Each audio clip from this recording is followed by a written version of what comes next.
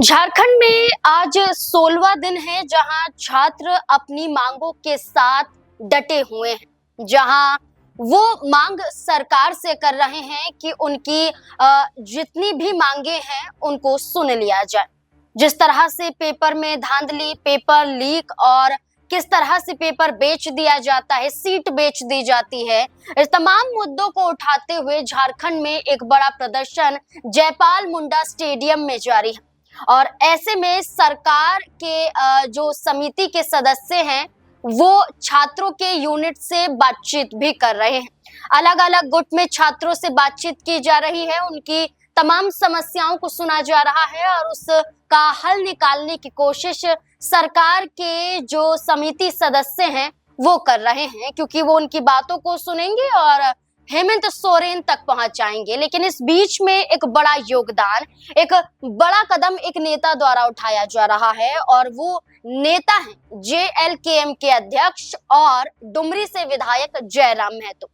एक तरफ तो उनकी पार्टी के नेता देवेंद्र नाथ महतो भूख हड़ताल पर हैं। पहले तो निर्जला हड़ताल पर थे, यानी कि ना तो वो खाना खा रहे थे और ना ही पानी पी रहे थे, यानी कि पूरी तरह से वो हड़ताल पर बैठे हुए थे। सोनम वांगचुक से बातचीत होने के बाद देवेंद्र नाथ भूख हड़ताल पर अभी भी हैं, लेकिन लिक्विड वो ले रहे हैं और उस पर ही अपना हर दिन गुजार रहे हैं। लेकिन अब जयराम महतो ने भी बड़ा ऐलान कर दिया है। उनका ये कहना है कि जो सरकार ने 5 सदस्य समिति का जो गठन किया, जो छात्रों से बातचीत कर रही हैं, इसमें बड़ा हेरफेर देखा जा रहा है, क्योंकि जो ये समिति है सिर्फ और सिर्फ सरकार से जुड़े हुए पक्षों को सुन रही है, ना कि तमाम छात्रों को सुन रही है। यानी कि इतनी बड़ी मांगों के साथ स्टेडियम में हजारों की संख्या में छात्र मौजूद हैं, लेकिन कुछ चुनिंदा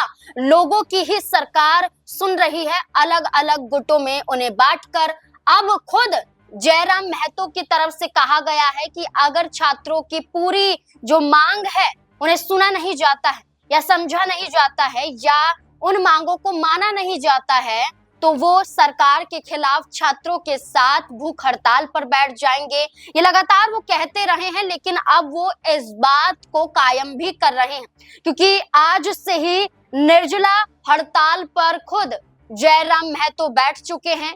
ये एक दिन की जो है ये हड़ताल होगी, उपवास कह सकते हैं, ये होगा जयराम महतो का और उनकी ये मांग होगी कि सरकार झुके, हेमंत सोरेन जो सरकार है वो झुके और छात्रों की सुने। अब देखना होगा कि एक तरफ उनके नेता देवेंद्र नाथ महतो भूख हड़ताल पर हैं, तो दूसरी तरफ अब जयराम महतो ने भी बड़ा ऐलान कर दिया है।